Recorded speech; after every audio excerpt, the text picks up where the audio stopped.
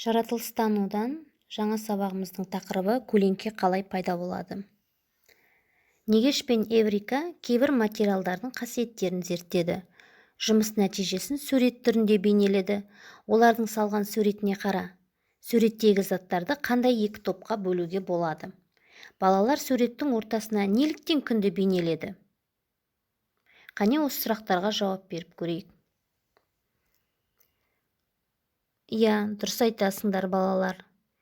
Бұл суреттегі заттарды мөлдір немесе мөлдір емес материалдан жасалған заттар деп бөлуге болады. Олардың ортасында күн тұрған себебі, яғни күн сәулесі барлығына түсіп тұрғанда, бұл заттар қандай күйде болады? Барлық заттардың көлеңкесі түседі, дұрыс айтасыңдар. Кейбір заттардың көлеңкесі анық түссе, кейбір заттардың көлеңкесі бұлыңғыр, көмескі түседі екен. Енді мына сұрақтарға жауап беріп көрейік. Көлеңке қалай пайда болады? Көлеңке түсіретін заттар қандай материалдан жасалады? Қараңғы бөлмеде көлеңкені байқай аламыз ба? Ал бұлыңғыр күніше көлеңке пайда болу үшін не керек? Қалай ойлайсыңдар? Дұрыс айтасыңдар балалар, көлеңке пайда болу үшін жарық керек.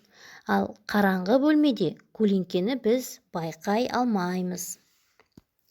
Жақсы, енді келесі суретке қарайтын болсақ, мына жерде екі суретті бір-бірімен салыстырайық. Толқын мен сәуленің қандай ұқсастығы бар? Олардың басты айырмашылығы қандай? Осы екі суретті салыстырайық. Балалар, өзен қалай ағады? Егер оған үлкен тас тастаса, су қалай ағатын болады? Әрине, айналып, тасқа тимей ағады, Ал екінші суретте сәулелер қалай түседі? Айналып, үйдің артына түседі ме? Жоқ, түзу түседі. Неліктен? Себебі жарық тек түзу қозғалады екен. Ал осы екі сурет несімен ұқсайды? Екеуінде де ағынның қозғалысы бейнеленген. Біреуінде толқынның қозғалысы, біреуінде жарықтың қозғалысы. Біріншісінде су, яғни екіншісінде жарық. Басты айырмашылығы су кедергіні айналып өте алады, ал жарық айналып өте алмайды екен. Жарық түспейтін жерде пайда болатын қара дақты не деп атаймыз балалар? Көлеңке деп атаймыз екен. Жақсы балалар, енді сіздер байқағандарыңыз бар ма? Күннің, айдың тұтылғанын көргендеріңіз бар ма? Айға жердің көлеңкесі түскенде ай көрінбей қалады, Оны айдың тұтылуы дейміз.